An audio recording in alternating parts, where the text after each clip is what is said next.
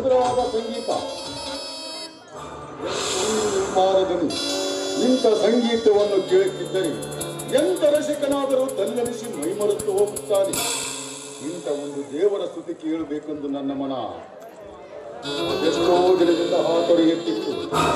ಆ ಅದೃಷ್ಟ ನನಗೆ ಇಂದು ಕೂಡಿ ಬಂತು.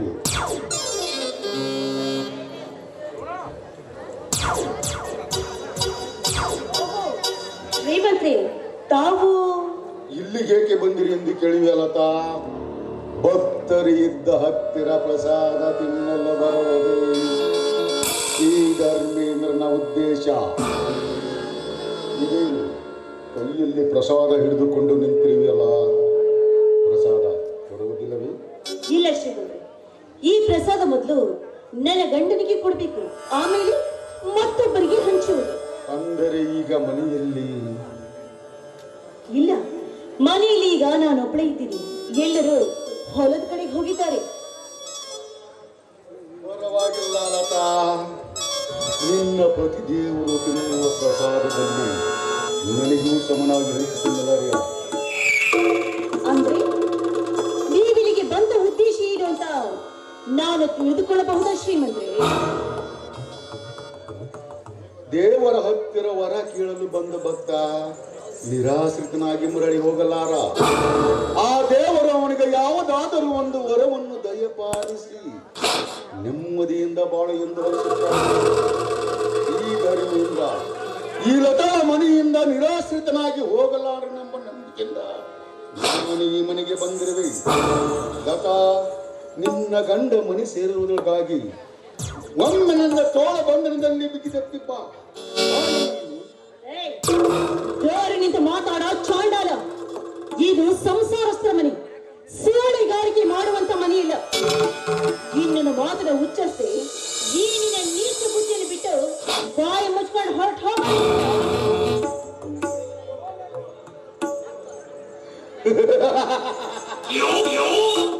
ಇಲ್ಲ ಎನ್ನುವುದರಲ್ಲತ, ನಿನಗಾಗಿ ಹಗಲಿರೋ ಆಡುತ್ತದೆ, ಹಗಲಿರಲು ಹಾತೊರೆಯುತ್ತಿದೆ ನನ್ನ ಮನ. ನಿಮ್ಮ ಯೌವನ ನನ್ನನ್ನು ಬಾಬಾ ಎಂದು ಕೈ ಬೀಸಿ ಕರೆಯುತ್ತಿದೆ. ನಿನ್ನ ರೂಪ ಲಾವಣ್ಯ ನನ್ನನ್ನು ನಿದ್ರಿಸಿದಕ್ಕೆ ನೀನು ಮನಸ್ಸು ಮಾಡಿದರೆ ನಿನ್ನನ್ನು ಸುಖದ ಸಂಪತ್ತಿಯಲ್ಲಿಟ್ಟು ಹಣದ ಕಂತಿನಲ್ಲೇ ಬಿದ್ದವರ ಮಚ್ಚ ಬಾಯ್ದ ಹಣಕ್ಕೆ ಆಸೆ ಪಟ್ಟು ಕಂಡವರಿಗೆ ಸೆರಗು ಹಾಸೋದಕ್ಕೆ ನನ್ನ ನೀನು ಸೂಳೆ ಅಂತ ತಿಳಿದುಕೊಂಡಿದ್ದೀರೋ? ಏ ಪಾಪಿ, ಇದು ಸಂಸಾರಸ್ಥ ಮನೆ. ನಾನೀಗ ಈ ಮನೆಯ ಗೃಹಿಣಿ. ಆದ್ರೆ ತಿಳಿದೆ ಬಾಯಿ ಬಂದ ಹಾಗೆ ಮಾತಾಡ್ತಾ ಇದೀಯ. ಓಹೋ, ಅಂದ್ರೆ ಯೌವನ ತುಂಬಿದ ಹೆಣ್ಣು ಮಕ್ಕಳೆಲ್ಲ ನಿನ್ನ ಕಣ್ಣುಗಳಿಗೆ ಕಾಮಿನಿಯರಂತೆ ಕಾಣ್ತಾರಲ್ಲವೇ?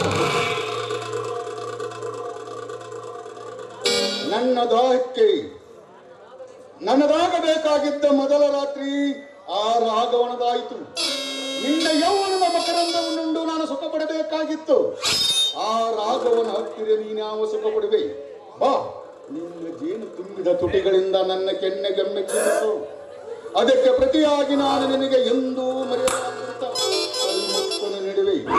ನನ್ನ ಸವಿಯಾದ ಮುತ್ತಿನಿಂದ ನೀ ಕಾಣುವೆ ಸ್ವರ್ಗ ಸುಖ. ಯಾವ ಯೋಚನೆ ಮಾಡದೆ ಬೇಗ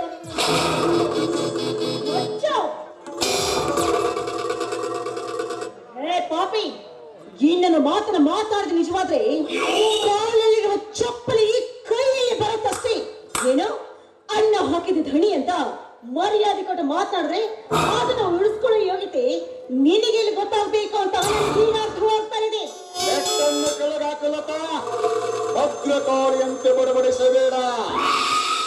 ನಿನ್ನ ಹರ್ರು ಬಟ್ಟೆಗೆ ಆಜು ಬಾಜು ಜನ ಬಂದು ನೋಡಿದರೆ ನಿನ್ನದೇ ಮರ್ಯಾದೆ ಹೋಗುವುದು. ಧರ್ಮೇಂದ್ರ, ದಯವಿಟ್ಟು ಈ ನೀಚ ಬುದ್ಧಿಯನ್ನೇ ಬಿಟ್ಟು ಬಿಡು.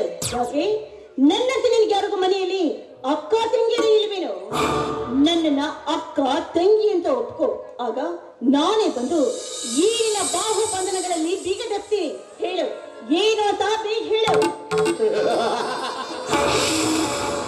ಅದೊಂದಿಗೂ ಸಾಧ್ಯವಿಲ್ಲ ಲತಾ. ನನ್ನ ಮನದ ಬಯಕೆಗಳನ್ನು ಈಡೇರಿಸಿಕೊಳ್ಳುವವರೆಗೂ ನಾನು ಅವರನ್ನು ತಂಗಿ ಎಂದು ಕರೆಯಲಾಗದು. ಲತಾ, ಬೇಗ ನನ್ನ ಹಸುವನ್ನು ತೃಪ್ತಿಪಡಿಸುವ. ನೀಚ, ಈಗಿನ ಸಿರಿವಂತಿಕೆಗೆ ಆಸೆ ಪಟ್ಟು ನಿನ್ನಂಥ ನಾಯಿಗೆ ಸೆರಗ್ ಹಾಸೋದಕ್ಕೆ ನಾನೇನು ಸುಳ್ಳು ಇಲ್ವೋ? ನನ್ನ ಗಂಡ ದೇವರಂತೆ ಇದ್ದಾರೆ ಅಂದ್ಮೇಲೆ ನನ್ನ ಗಂಡ ನನಗೆ ಸಾಕಷ್ಟು ಸುಖವನ್ನು ಕೊಡ್ತಾ ಇರಬೇಕಾದ್ರೆ ಇನ್ನು ನಿನ್ನಂತ ಸಾಹಸ ನನಗೆ ಹಾಕಬೇಕು. ನನ್ನ ಗಂಡ ನನ್ನನ್ನ ಗೃಹಿಣಿ ರೀತಿ ಕಾಣ್ತೇನೆ ಹೊರತು ಕಂಡವರಿಗೆ ಸೆರಗ್ ಹಾಸಿ ಅದರಿಂದ ತಂದ ಹಣದಿಂದ ಮೋಜು ಮಾಡುವಂತ ಹೇಳಿಯಲ್ಲ ನನ್ನ ಗಂಡ. ನಿನ್ನಂತೆ ಗರಿತಿಯಾಗಿ ಬಾಳುವುದಕ್ಕೆ ಯಾರು ಇಷ್ಟಪಡುವುದಿಲ್ಲ ಸಮಾಜದಲ್ಲಿ. ಎಷ್ಟೋ ಜನರು ಗಂಡಸರ ರಾತ್ರಿ ಶ್ರಮದಲ್ಲಿ ಹೆಣ್ಣರನ್ನು ಪರಪರುಡಿಸೊಂದಿಗೆ ಚಕ್ಕಂದವಾಡಲು ಕಳಿಸಿ ಚಳಿ ಮಳಿ ಗಾಳಿ ಎನ್ನದೆ ಅಂಗಳದಲ್ಲಿ ಗಾಳಿ ತಂಪಾಗಿದೆ ಎಂದು ಮಲಗುತ್ತಾರೆ. ಮರುದಿನ ಬೆಳಗ್ಗೆದ್ದು ಹಣ ಪಡೆದುಕೊಂಡು ಆಚೆ ಕಳಿಸುತ್ತಾರೆ. ಗಂಡನನ್ನು ಕೆಲಸಕ್ಕೆ ಕಳಿಸಿ ಬೇಗ ಅವರನ್ನು ತಿಳಿಸಿ ಬೇರೊಬ್ಬ ಗಂಡಸರ ಜೊತೆಗೆ ಚಕ್ಕಂದವಾಡುವ ಸೂಳೆಯರಷ್ಟಿಲ್ಲ ಈ ಸಮಾಜದಲ್ಲಿ. ಅಣ್ಣನ ಎದುರಿಗೆ ಅಂಜಿಕೆಯಿಂದ ಮಾತನಾಡಿ ಕಣ್ಣಲ್ಲಿ ಕಾಮ ತೃಪ್ತಿ ಪಡೆದು ಗರತಿರಂತೆ ಮನಿ ಸೇರಿಕೊಳ್ಳುವ ಅಕ್ಕ ತಂಗಿಯರಷ್ಟಿಲ್ಲ ಈ ಕಲಿಯುಗದಲ್ಲಿ. ಗಂಡನ ಎದುರಿಗೆ ಗರಿತಿಯಂತ ನಡೆಸಿ ತವರಿನಲ್ಲಿ ಕಂಡವರಿಗೆ ಸೆರಗಾಸಿ ಬರುವಂತ ಸೂಳಿಯರಷ್ಟಿಲ್ಲ ಈ ಜಗತ್ತಿನಲ್ಲಿ. ಬಾ, ಈ ನಿನ್ನ ಮುದ್ದಾದ ಮುಖದಲ್ಲಿ ಮುನಿಸೋತೆ ಕೀರ್ತಿ ನನಗರ್ಪಿಸುವ ನಿನ್ನ ಒಡಲನ್ನು ಅದರಲ್ಲಿ ಬಿತ್ತಲೇ ಕಾಮದ ಬೀಜವನ್ನು. ನೋಡ್ತದಿರಾ ಕಾಮಕ, ನನ್ನ ಒಡಲೇನು ಸಾರ್ವಜನಿಕರ ಆಸ್ತಿ ಅಂತ ತಿಳಿದುಕೊಂಡಿದೀಯ? ಮನಸ್ಸಿಗೆ ಬಂದಾಗ ಬಂದು ಬೀಜವನ್ನ ಬಿತ್ತಿ ಹೋಗೋದಕ್ಕೆ ಹೆಣ್ಣು ಮಕ್ಕಳ ಬಗ್ಗೆ ಇಷ್ಟನ್ನ ಮಾತಾಡಿಯಲ್ಲ. ನಿಮ್ಮಂತ ಗಂಡಸರೇನು ಕಮ್ಮಿ ಏನು? ಕಟ್ಟಿಕೊಂಡ ಹೆಂಡತಿ ಮನೆಯಲ್ಲಿ ಇದ್ರು ಕೂಡ ಮತ್ತೊಬ್ಬ ಸೂರ್ಯರಲ್ಲಿ ಇಟ್ಟುಕೊಳ್ಳುವಂತ ನಿನ್ನಂತ ಗಂಡ ಗಂಡಸರಷ್ಟಿಲ್ಲ ಈಗಿನ ಸಮಾಜದಲ್ಲಿ. ಸಿರಿವಂತಿಗೆ ನಿಧಿ ಅಂತ ಗಂಡನನ್ನು ಮಾಡಿಕೊಡದೆ ಅಕ್ಕ ತಂಗಿಯರನ್ನ ಮತ್ತೊಬ್ಬರ ಹತ್ರ ಕಳಿಸ್ಕೊಡುವಂತ ನಿನ್ನಂತ ಭಂಡ ಅಣ್ಣಂದ್ರಷ್ಟಿಲ್ಲ ಈಗಿನ ಸಮಾಜದಲ್ಲಿ. ಕೈ ಹಿಡಿದ ಹೆಂಡತಿ ದೇವತೆಯಂತೆ ಮನೆಯಲ್ಲಿ ಇದ್ರು ಕೂಡ ಹೆಂಡತಿ ಕಣ್ಣಿಗೆ ಮಣ್ಣೆರಚಿ ಮತ್ತೊಬ್ಬರ ಹೆಂಡತಿ ಮೇಲೆ ಆಸೆ ಪಡುವ ನಿನ್ನಂತ ಸ್ವಾರ್ಥಿ ಗಂಡಸರಷ್ಟಿಲ್ಲ ಈ ಸಮಾಜದಲ್ಲಿ. ಬಾಯಿ ಮುಚ್ಚು ಹೊಲಸು ಸೂಳೆ, ಮಾತಿಗೂ ಕಾಮಕನಂದು ನನ್ನನ್ನು ಕೆರಳಿಸಬೇಡ. ಆತ ನನ್ನ ದೂರ ತಳ್ಳಿ ನೀನು ಈ ಭೂಮಿ ಮೇಲೆ ಜೀವಿಸುವಿಯ. ಬಹುದಿನದಿಂದ ನಿನಗಾಗಿ ಹಂಬಲಿಸುತ್ತಿದ್ದೆ ನನ್ನ ಮನ. ಬೇಟೆಗಾರನ ಕೈಗೆ ಸಿಕ್ಕ ಬೇಟೆ ತಪ್ಪಿಸಿಕೊಂಡುಳಿಯಲು ಸಾಧ್ಯವಿಲ್ಲ. ಹೂ ಅರಳಿ ನಿಂತಾಗ ಒಂದೇ ದುಂಬಿ ಬಂದು ಮುತ್ತಿಡುವುದಿಲ್ಲ, ನೂರಾರು ದುಂಬಿಗಳು ಬಂದು ಮುತ್ತಿಟ್ಟು ಈರಿಸುಕ ಪಡುವುದಿಲ್ಲ. ನಿನ್ನಂತ ತರುಣಿಯರಿಗೆ ಒಂದೇ ಗಂಡನ ದಾತಿ ಇರಲು ಸಾಧ್ಯವೇ? ಪ್ರಶಾಂತವಾದ ಈ ಮನೆಯಲ್ಲಿ ಯಾರ ಭಯವೂ ಇಲ್ಲ. ಬೇಗ ನನ್ನನ್ನು ಬಿಗಿದಪ್ಪು ಬಾ. ಸರಿಯಾ ಪಾಪಿ, ನೀನು ತಿಳಿದುಕೊಂಡ ಹಾಗೆ ಈ ಲತಾಳ ಮೈಯಲ್ಲಿ ಹರಿಯುತ್ತಿರುವ ರಕ್ತ ಗರ್ತಿಯ ರಕ್ತವೇ ಹೊರತು ದ್ವೇಷಿಯ ರಕ್ತ ಅಂತ ತಿಳಿದುಕೊಳ್ಳಬೇಡ.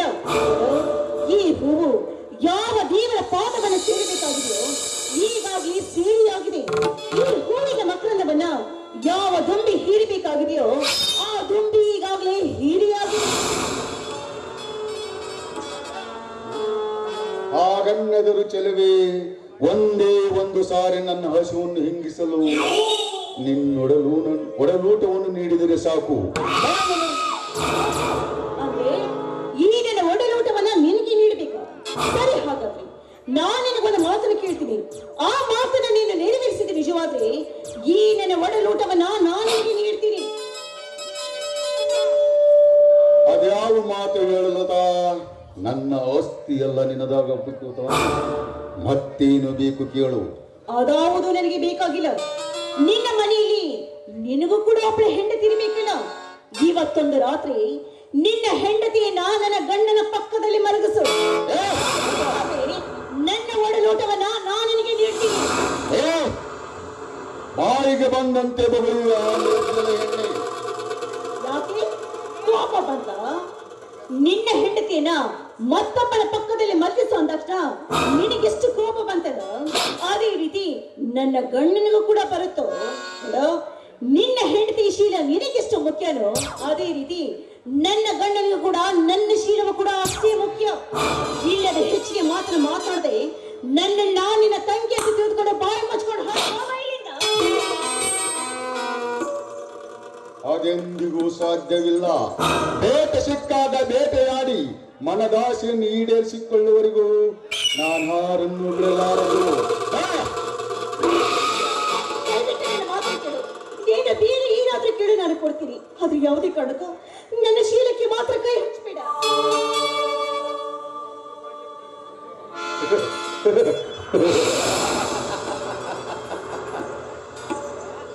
ನೀನು ಕರುಣಿಯಿಂದ ಬೇಡಿಕೊಂಡರು ಈ ಧರ್ಮೇಂದ್ರನ ಹೃದಯಕ್ಕೆ ಕರಿಕಾರ ಬಾರಲಾರದು. ಲತಾ, ಬೇಗ ನನ್ನ ಆಶೆಯನ್ನು ಪೂರೈಸು. ನೀನು ನನ್ನ ಆದರೆ ಸರಿ.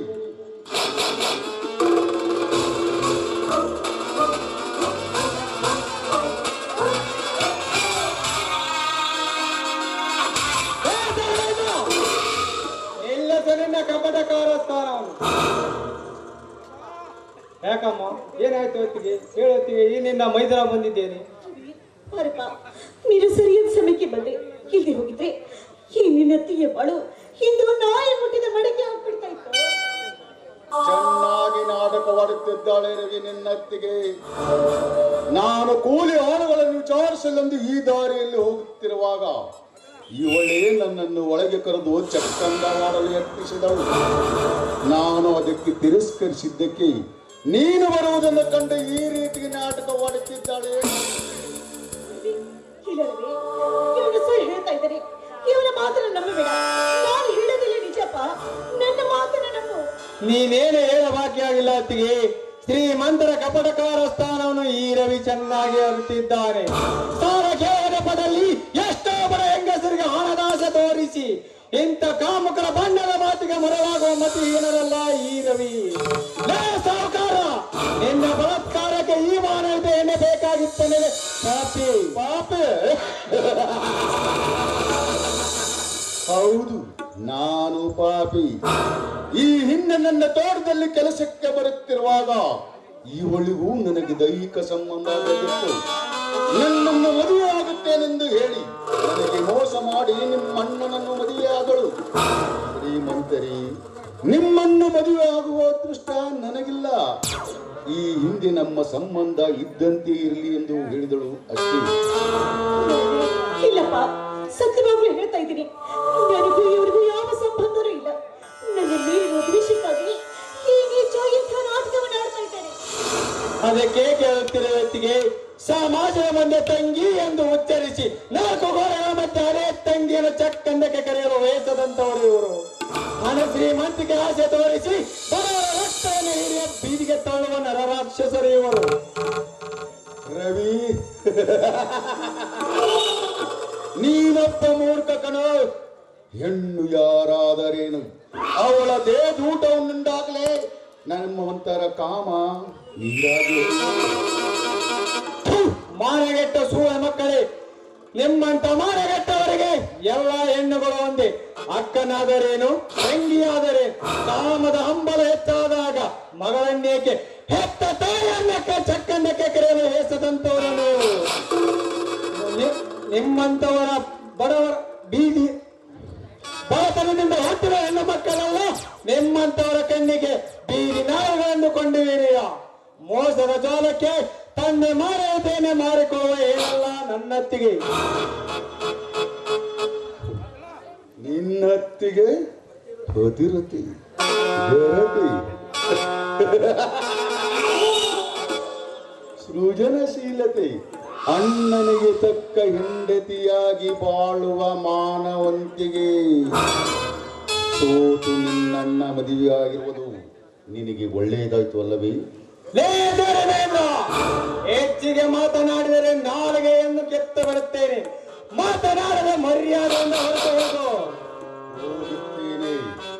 ಸಮಯ ಸಾಧಿಸಿಕೊಂಡು ಮತ್ತೆ ಬರುತ್ತೇನೆ. ಅಲ್ಲಿವರೆಗೂ ನೆಮ್ಮದಿಯಾಗಲು.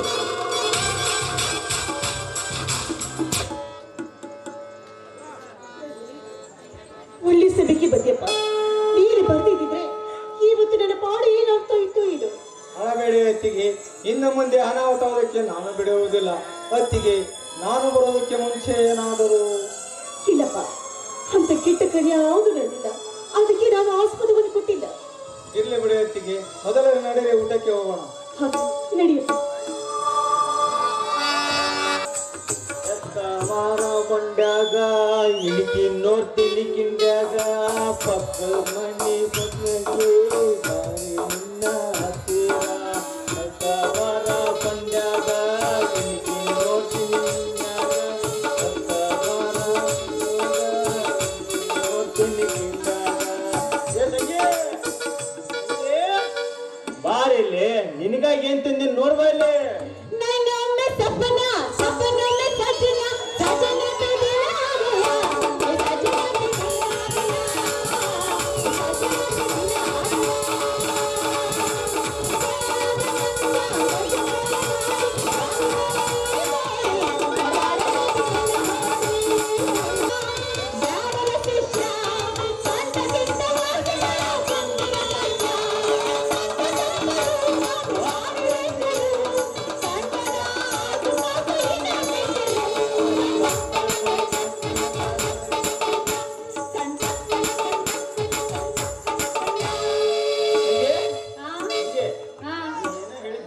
ತಂದೇನಿ ತಗೋರೆ. ಏನ್ ತಂದಿಯ ಮಾವ? ತಗದು ತೋರ್ಸೆ ಬಿಡು, ನೋಡೇ ಬಿಡ್ತೀನಿ. 500 ರೂಪಾಯಿ ಕೊಡ್ತೀನಿ ಅಂತ 2000 ನೋಟ್ ತಂದಿ. ಯವಿ ಯವಿ ಯವಿ 2000 ನೋಟ್ ಬಹಳ ಚಾಲ್ತಿ ಅಂತ ನೀ ಹೇಳಿದ್ರೆಲ್ಲ ಗೊತ್ತಾಗಿತ್ತು ನನಗ. ಅಡ್ಡಿ ಇಲ್ಲ ಬಿಡು, ನನಗ 3 ನಾಮ ಇಡ್ತಿ ಮಗನ.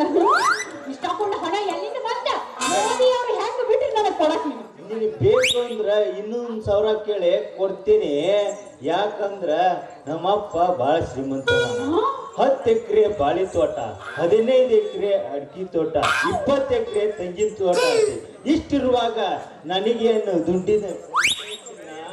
ಅಯ್ಯೋ ಅಯ್ಯೋ ನನ್ನ ಬಂಗಾರ, ನಿನ್ನ ಹತ್ರ ಇಷ್ಟ ಹಾಕೊಂಡು ದೊಡ್ಡದೈತಿ ಅಂತಂದ ನನಗ ಮೊದ್ಲ ಹೇಳಿಲ್ಲಲ್ಲ ಡಿಯರ್.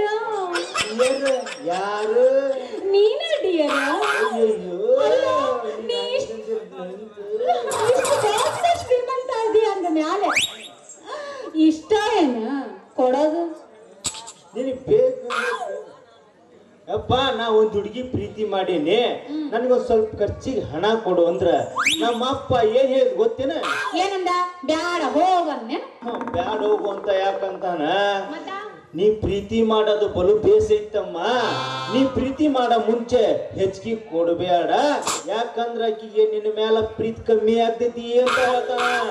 ಗೋವು ಗೋವು, ನಾನ್ ನಿನ್ನ ಎಷ್ಟು ಪ್ರೀತಿ ಮಾಡ್ತೀನಂತ ನಿನಗೆ ಗೊತ್ತಿಲ್ಲೇನು ಗೋವು? ನಿಮ್ಮಪ್ಪನ ಮಾತು ಕೇಳ್ಬೇಕೇನು ಗೋವು? ಅಳ್ಬೇಡ. ನೀನಿಲ್ಲ ಅಂದ್ರ ನನಗ ನಿದ್ದಿನೇ ಬರಂಗಿಲ್ಲ ಗೋವು.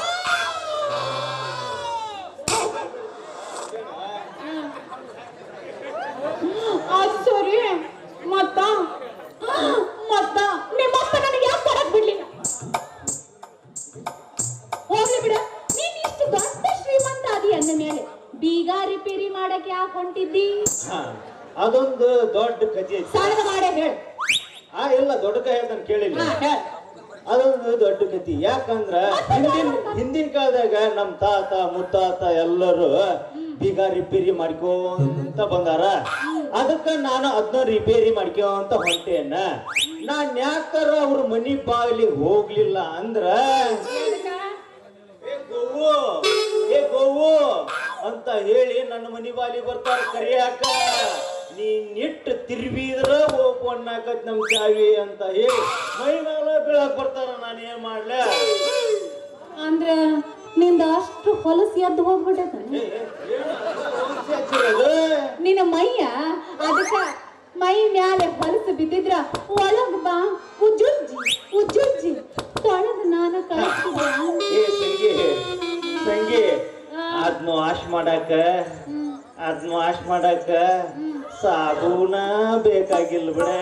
ಮತ್ತೆ ಯಾರು ಬೇಕಾ? ನಿನ್ನ 2 ತೋಳಿಗಳಿಂದ ತಪ್ಕೊಂಡು ಗಸ ಗಸ ಗಸ ಗಸ ತಿಚ್ಚಿದಿ ಅಂದ್ರ ತನ್ನಿಂತಾನೆ ಕೊಳಿ ಹೋಗ್ತೈತಿ ನೋಡೆ. ಇವನಿಗೂ ಅದ ಆಸೆ, ಎಲ್ಲಾರ ಬಾಯಾಗ ಅದ ಇರ್ತೈತಿ. ಅದೇ ಇರುದು.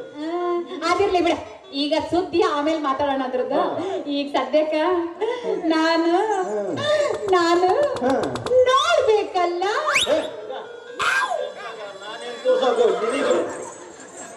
ಹೆಣ್ಮಕ್ಳು ಕುಂತಾರ ನನ್ನ ಬಗ್ಗೆ ಬೇರೆ ಅಪಾರ್ಥ ಮಾಡ್ಕೊಂಡ.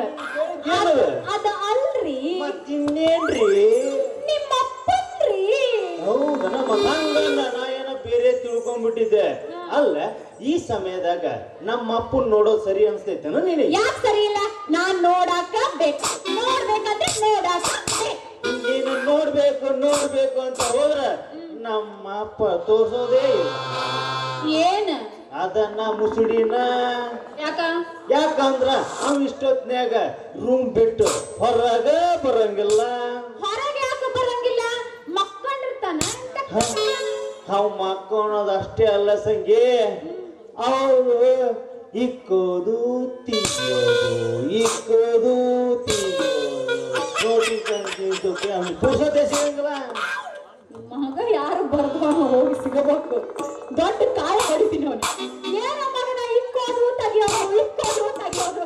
ಅದನ್ನ ಅವ್ರ ಮಾವ ಕೊಟ್ಟದೊಂದು ಹಳೆ ಬೀರ್ ಐತೆ, ಅದನ್ನ ಅವ ಬಾಳ ಪ್ರೀತಿ ಮಾಡ್ತಾನ.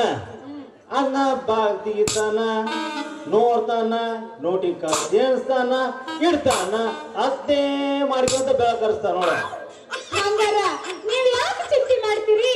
ಆ ಕೆಲಸಕ್ಕ ನಿಮ್ಮ ಅಪ್ಪನ ಕಡೆ ನಾನು ಹೋಗ್ತೀನಿ. ಏ ಸಂಗಿ, ನೀನ್ ಹೋದ್ರ ನನ್ ಗತಿ ಏನ? ಏನಾಗ್ತೈತಿ? ಪಾಪ ನಿಮ್ಮಪ್ಪ ಇರೋದು ಒಬ್ಬನ. ಸೊಸೆ ಬಂದಾಳ, ನಾನು ತೆಗಿತೀನಿ ಅಂತ ಹೋಗಿ ನಾನು ಇಕ್ಕತಾನಂತ ನಿಂತು ನೋಡಿ ಬರ್ತೀನಿ. ಅದಕ್ಕೆಲ್ಲ ನಮ್ಮ ಅವ್ವ ಅದಾಳ. ನೀನ್ ಹೋದ ಅಂದ್ರ ಆಕೆಲ್ಲ ನೋಡ್ಕೊಂತಾಳ. ನೀನ್ ಹೋದಿ ಅಂದ್ರ ನಾನ್ ನೋಡ್ಕೊಂಡಿರ. ಏ ನಿಂದೇನ ಬಿಡ, ನೋಡೋದ ಇರ್ತೈತಿ. ಆದ್ರೆ ನಿಮ್ಮಪ್ಪಂದು ಪಾಪ ನೋಡಿ ಮಾಡಿ ಬರ್ತೀನಿ. ಇನ್ನೊಂದು ವ್ಯತಿ ಆಗ್ತೈತಿ. ಸೊಸೆ ಬಂದಾಳ ಅಂತ ಹೇಳಿದ್ರ ನಿಮ್ಮ ಮಾವನು ಚಂದ ಮಾತಾಡಿಸ್ತಾರೆ. ನಿನಗೆ ಏನ್ರ ತೆಲಿಗಿಲಿ ಕೆಟ್ಟದ್ದನ? ಸೊಸೆ ಬಂದಾಳ ಅಂತ ಹೇಳಿದ್ರೆ ಮಾತಾಡ್ಸಲ್ಲ ನಮ್ಮ ಮಾವ. ಏಯ್ ನೀನ್ ಯಾರು ಏನು ಅಂತ ಕೇಳಿದ್ರ ಅದಕ್ಕೇನ್ ಹೇಳ್ತೀನಿ? ಹೇಳ್ತೀನಲ್ಲ, ನಾನು ಮಾವ ನಿಮ್ಮ ಸೊಸಿ ನಿಮ್ಮ ಮಗನ ಹೆಂಡತಿ ಮುಂದ ನಮ್ಮ ಅತ್ತಿ ಜಾಗದಾಗ ನಾ ಇರಕಿ ಅಂತೀನಿ. ಏ ಸಂಗಿ, ನನ್ನ ಮಾತು ಕೇಳಿಲ್ಲ. ಹೇಳು. ಅದು ನಮ್ಮ ಅಪ್ಪನ ಸ್ಥಾನದಾಗ ನಾನ್ ನಿಂತ್ಕೊಂತೀನಿ, ನಮ್ಮ ಅವ್ನ ಸ್ಥಾನದಾಗ ನೀನ್ ನಿಂತ್ಕೋ. ಇಬ್ಬರು ನನಗ ನಿಮ್ಮ ಅಪ್ಪಂದ ನೋಡ್ಬೇಕು. ಯಾಕಂದ್ರ ನಿಮ್ಮ ಅಪ್ಪಂದ ಬಾಳ ದಾರ್ಬೇಕಂತ. ಏನದು ದೋಡ್ದಿರೋದು? ಮನಸ್ಸು ಅದಕ್ಕ ಮೊದ್ಲು ಹೋಗಿ ನಮ್ಮ ಮಾವಂದ ದರ್ಶನ ತಗೊಂಡು ಬರ್ತೀನಿ. ಕಾಲದು ನಾನ್ ಯಾಕಾರ ಹೇಳಿದ್ನ ಮರಿ ಐಕಿ ನಮ್ಮ ಅಪ್ಪನ ಸ್ಟೋರಿನ. ಅಯ್ಯ ಸಿಂಗಿ, ಈಗ ಇಷ್ಟೊತ್ನ್ಯಾಗ ನಮ್ಮ ಅಪ್ಪ ರೂಮ್ ಬಿಟ್ಟು ಹೊರ ಬರಲ್ಲ. ಯಾಕಂದ್ರೆ ಇವತ್ತ ಅಮಾವಾಸ್ಯೆ ಐತಿ. ಹೌದಾ? ನನಗಂತೂ ಹೊಟ್ಟಸ್ತವ. ನಡಿ ಊಟಕ್ಕೆ ನಡಿ. ರಾಗಿ ಮುದ್ದಿ ಹುಳ್ಳಿ ಕಟ್ಟಿ ಸಾರು ಮಾಡಿನಿ. ಹಂಗ ಚಂದಾಗಿ ಜಡ್ದು ಬಿಡು ಅಂತೀನಿ. ನಡಿ ಹಂಗ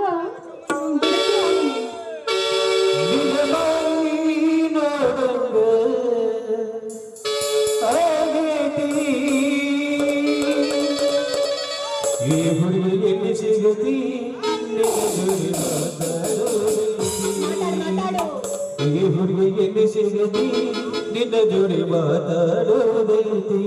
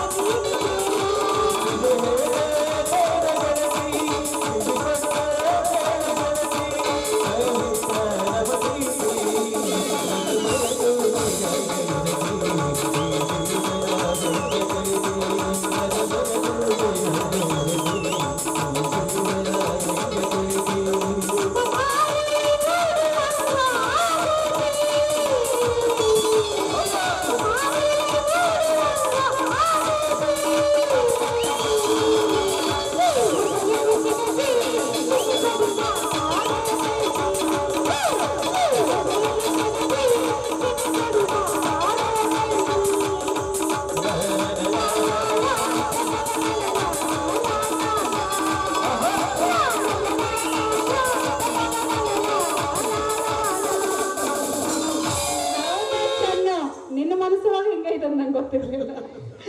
ಮತ್ತ ಹೋಗೋಣ ಇನ್ನೊಂದು ಕಾಕಗಳು ಕರೆ ಇನ್ನೂ ಒಂದು ಕೇಶವ ಕಡಿದರ ಕಡಲಿ ತರದನ ಬಿಡದಿಲ್ಲ ಬಿಟ್ಟರ ಜಾತಿ ಮಗನಲ್ಲ ನಾ ಪಿಡಿದಂಗ ಹಗರಿಲ್ಲ ನಿಮ್ಮ ಪಾಡನಲ್ಲ ಯಾರ ಅಂಜಿಕೆ ನನಗಿಲ್ಲ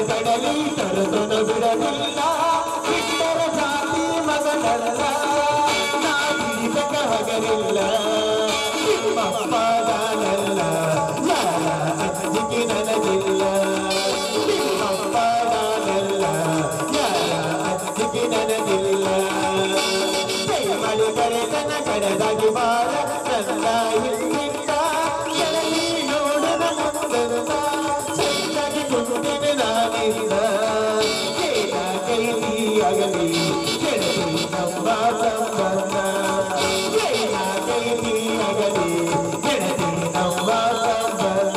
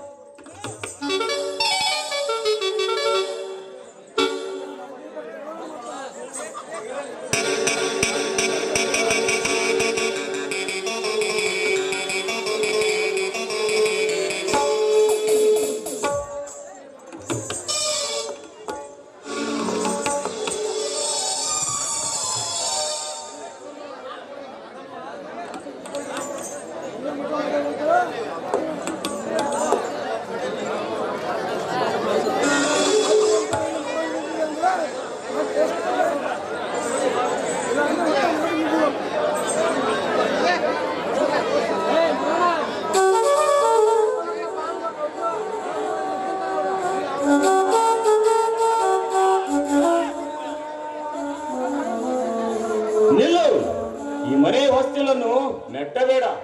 ಮಾನ ಮರ್ಯಾದೆಯಿಂದ ಬಾಳುತ್ತಿರುವ ಮಾನವಂತರು ಒಂದೇ ಈ ಮನೆಯಲ್ಲಿ ನಿಂತು ಬಾಳುವುದಕ್ಕೆ ಸ್ಥಾನಮಾನವಿರುವುದು. ಬಿಟ್ಟು ಬಂದು ಸೇರುವುದಕ್ಕೆ ಇದೇನು ಅನಾಥಾಶ್ರಮವಲ್ಲ. ಅಪ್ಪಾಜಿ, ಯಾರಿಗೆ ಹೇಳ್ತಿರೋರು ಈ ಮಾತನ್ನು? ನಿಮ್ಮ ಪಾಲಿಗೆ ನಾವು ಬೇರೆಯವರಾಗಿ ಬಿಟ್ಟೆವ? ನಿಮ್ಮ ಮಗನಾಗಿ ಹುಟ್ಟಿದ ನನಗೆ ಈ ಮನೆಯಲ್ಲಿ ಹಕ್ಕಿಲ್ಲವ? ಅಥವಾ ಈ ಮನೆಗೆ ನಾನು ಮಗನಲ್ಲವ? ನಿನ್ನಂತವನನ್ನು ಮಗನೆಂದು ಹೇಳಿಕೊಳ್ಳುವುದಕ್ಕೆ ಅಸಹ್ಯವೆನಿಸುತ್ತದೆ.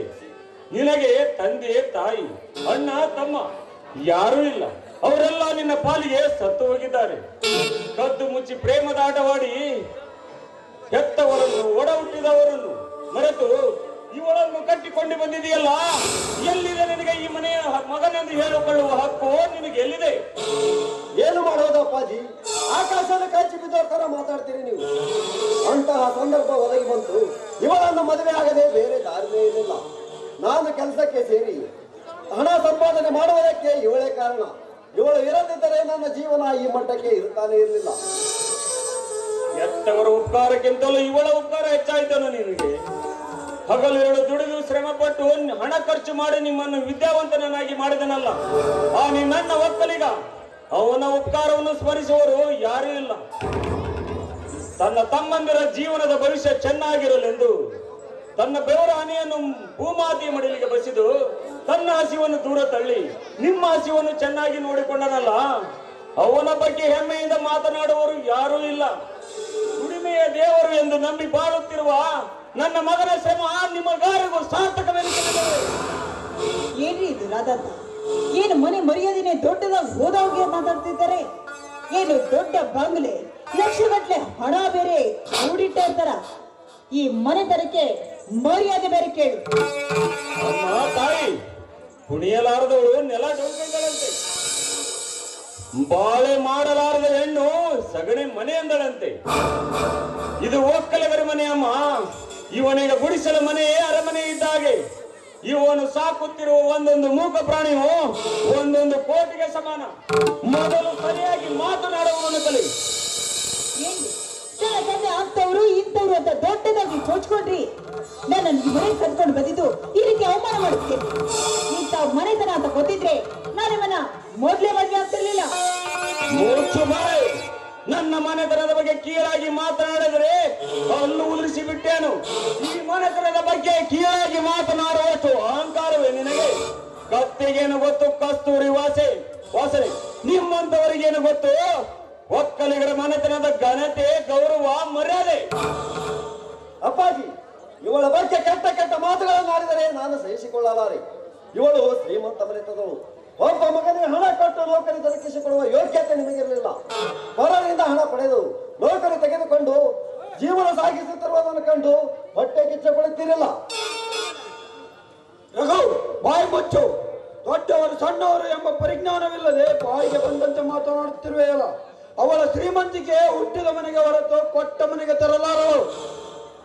ನಾನೇನು ಕೆಟ್ಟದ್ದು ಮಾತಾಡಿಲ್ಲ ರಾಗಣ್ಣ. ನಾನು ಅಷ್ಟೊತ್ತಿನಿಂದ ಕ್ಷಮಾಪಣೆ ಕೇಳ್ತಾನೆ ಇದ್ದೇನೆ.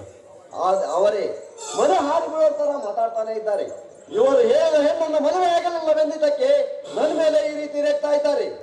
ಅವರು ದೊಡ್ಡವರು ಕಣೋ, ಮರ್ಯಾದಸ್ಥರು, ವಿದ್ಯಾವಂತರು. ಮಕ್ಕಳಿಂದ ಮನೆತನದ ಮರ್ಯಾದೆ ಮಣ್ಣು ಪಾಲಾಯಿತಲ್ಲ ಎಂಬ ಸಂಕಟದಿಂದ ಪಶ್ಚಾತ್ತಾಪ ಪಡುತ್ತಿದ್ದಾರೆ.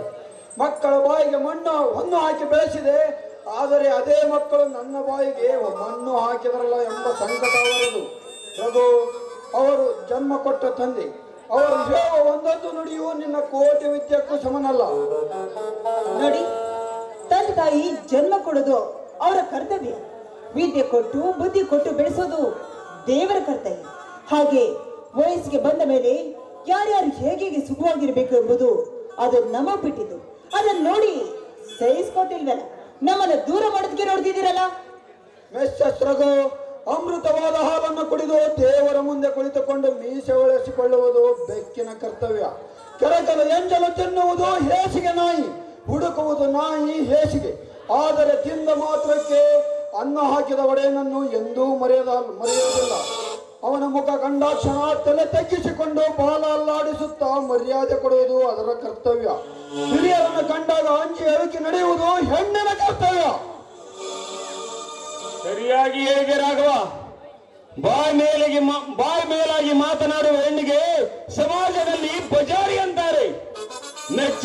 ಸಲುವಾಗಿ ಬಂದಿದೀಯಾ? ಒಳಗೆ ಹೋಗಿ ವಿಶ್ರಾಂತಿ ತೆಗೆದುಕೋ.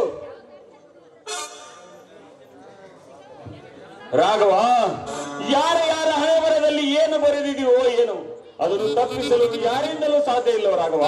ನಡೆ ಹೋಗೋಣ.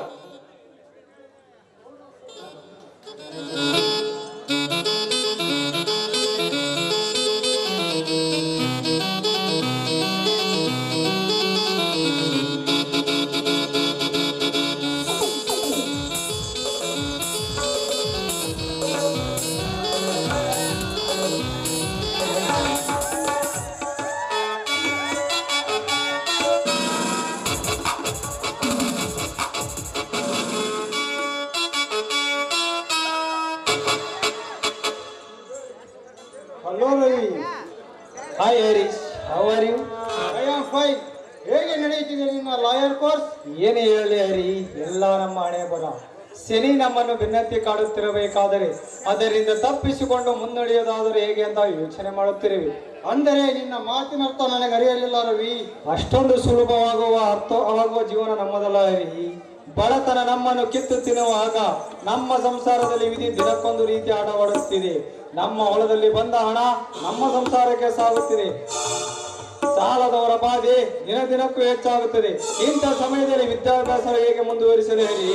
ಕೈಲಾಗದೆ ಎಂದು ಕೈಕಟ್ಟಿ ಕುಳಿತರೆ ನಾವು ಪಟ್ಟ ಶ್ರಮ ಹಿಡಿದ ಕಾರ್ಯಗಳನ್ನು ಸಾಧಿಸಿಕೊಳ್ಳಲು ಸಾಧ್ಯವಾಗದು ರವಿ. ಜೀವನದಲ್ಲಿ ಅದೆಂಥ ಕಷ್ಟಗಳ ಬಂದರೂ ಎದುರಿಸಿ ಮುಂದೂಡುವ ಧೈರ್ಯ ನಮ್ಮಲ್ಲಿರಬೇಕು. ಕೈಯಲ್ಲಿಲ್ಲವೆಂದು ಕಣ್ಣೀರು ಹಾಕುತ್ತಾ ಕೂತರೆ ಮುಂದೆ ನಿನ್ನ ಜೀವನದ ಗತಿ ಏನು ರವಿ? ಗತಿ ಏನು? ಒಕ್ಕಲಿಗನಿಗೆ ಏನು ಗತಿ? ಒಕ್ಕಲುತನವೇ ಗತಿ. ಇದ್ದೇ ಇದೆಯಲ್ಲ ಹರಿ. ತಂದೆ ಮಾಡಿದ ಸ್ವಲ್ಪ ಆಸ್ತಿ, ಅದರಲ್ಲಿ ನನ್ನಣ್ಣನ ಜೊತೆ ಭುಜಕ್ಕೆ ಭುಜ ಕೊಟ್ಟು ದುಡಿತೇನೆ. ಇಲ್ಲಿವರೆಗೂ ನನ್ನಣ್ಣ ಶ್ರಮದಿಂದ ದುಡಿದು ನಮ್ಮನ್ನೆಲ್ಲ ಕೈತುತ್ತು ಮಾಡಿ ಬೆಳೆಸಿದ. ನಮ್ಮಂತವರ ಬಡವರ ಕೂಗಿ ಮನ ಕರಗಿ ಈ ನೌಕರಿ ಕೊಟ್ಟು ಸಲುವವರು ಯಾರಿದ್ದಾರೆ ಈ ಕಲಿಯುಗದಲ್ಲಿ? ನಿನ್ನ ನಿರ್ಧಾರ ತಪ್ಪು ರವಿ. ಪ್ರಪಂಚದಲ್ಲಿ ಹಣ ಇಟ್ಕೊಂಡು ಬಾಳ್ತಾರೆ ಅಂತ ಹೇಳುವುದು ತಪ್ಪು. ಹುಟ್ಟುವಾಗಲೇ ಯಾರೂ ಶ್ರೀಮಂತಿಕೆಯನ್ನು ಹೊತ್ತು ತರುವುದಿಲ್ಲ. ಇಂದಲ್ಲ ನಾಳೆ ನೀನು ಆ ಶ್ರೀಮಂತಿಕೆಯನ್ನು ಪಡೆಯಬಹುದು. ಆ ದೇವರು ಕರುಣಾಮಯಿ. ಬಡವರು ಶ್ರೀಮಂತರು ಎನ್ನುವ ಭಾವನೆ ಅವನಲ್ಲಿಲ್ಲ. ಎಲ್ಲರೂ ಒಂದೇ ಭಾವನೆಯಿಂದ ನೋಡ್ತಾರೆ.